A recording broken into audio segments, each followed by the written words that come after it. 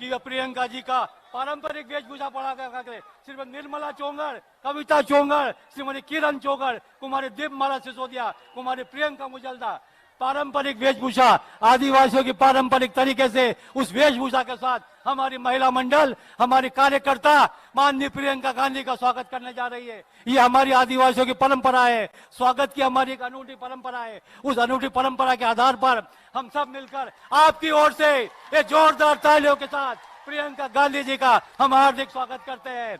ये विशाल जनसभा हम हार्दिक स्वागत करते हैं, आपका अभिनंदन करते हैं, आपका स्वागत करते हैं दही की सरजमी पर, इस दही की जमीन पर जो कांग्रेस के नाम से जानी जाती है। प्रियंका जी, हम आपका हार्दिक स्वागत करते हैं। मैं इसके बाद मोमेंटो देने के लिए मैं श्री अर्जुन बघेल, श्री बंटी शर्मा, राजू शर्मा, आफत खान, राहुल के साथ हम भेंट कर रहे हैं।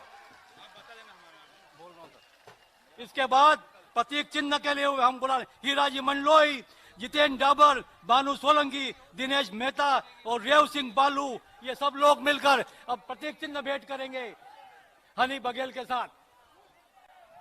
ये एक शानदार फोटो हमारी महिला कार्यकर्ताओं के साथ प्रियंका जी का हो रहा है। एक यादगार क्षण दही की जनता के लिए, दही की सरजमी पर ये शानदार लोगों को, दही के शानदार कुक्सी विधानसभा के मेरे शानदार कार्यकर्ता बंधुओं, ये प्रतीक चिन्ह भेंट किया जा रहा है। श्री रेवी सिंह बालू, हीरा मंडलोई, जितेंद्र डाबर, भानु सोलंकी, दिनेश मेहता और माननीय हनी बघेल के द्वारा एक यादगार प्रतीक चिन्ह वहां पे हमारे आदिवासियों के हमारी मान और सम्मान की चीजें हैं, ये हमारे लिए। प्रियंका गांधी जी आज आपके बीच में आपसे मिलने के लिए, और वो परंपरा जो इंदिरा जी ने हम सबसे पहले तो भयंकर बेरोजगारी है आज, सिर्फ प्रदेश में नहीं लेकिन देश में इतनी बेरोजगारी है कि 45 सालों से इतनी बेरोजगारी पूरे देश में नहीं रही है।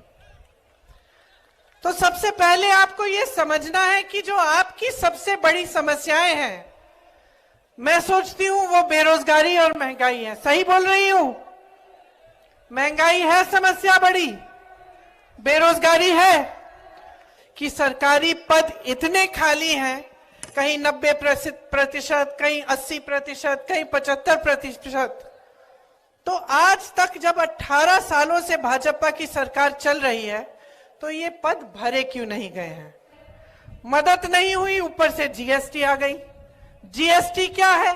जीएसटी वो टैक्स है जिसने छोटे दुकानदारों और छोटे बिजनेसों के नाक में दम कर दिया। वो टैक्स है जो आप हर छोटी सी छोटी चीज पर आप देते हैं, चाहे देश का किसान हो, डीजल, पेट्रोल, खाद, सब पे जीएसटी, ट्रैक्टर जीएसटी, हर चीज पे जीएसटी।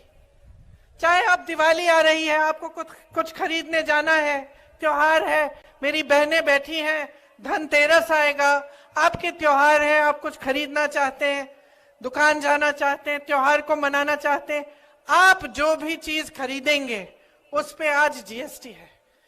और जीएसटी वो टैक्स है जिससे महंगाई बढ़ती चली जा रही है। महंगाई इतनी बढ़ रही है कि जब आपको दुकान जाना पड़ता है, कुछ खरीदना पड़ता है, तो ये डर लगता है दिल में कि भाई मैं खरीद भी पाऊंगी।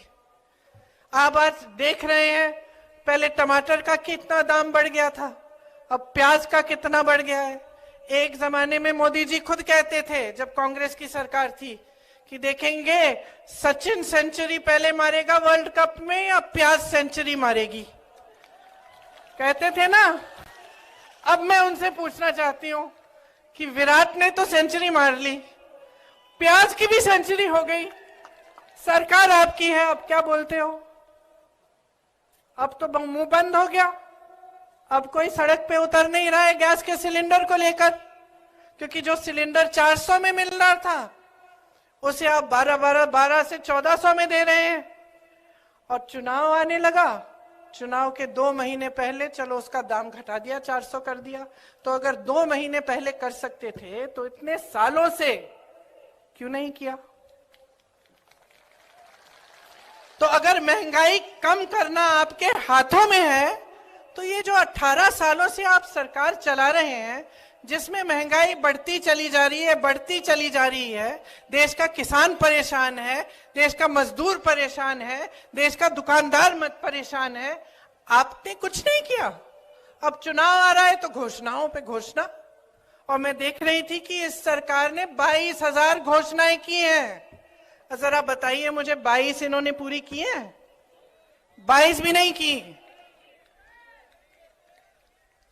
तो ये हुई महंगाई और रोजगार की बात, कि जो रोजगार बनाने के माध्यम थे उनको इन्होंने खत्म कर डाला।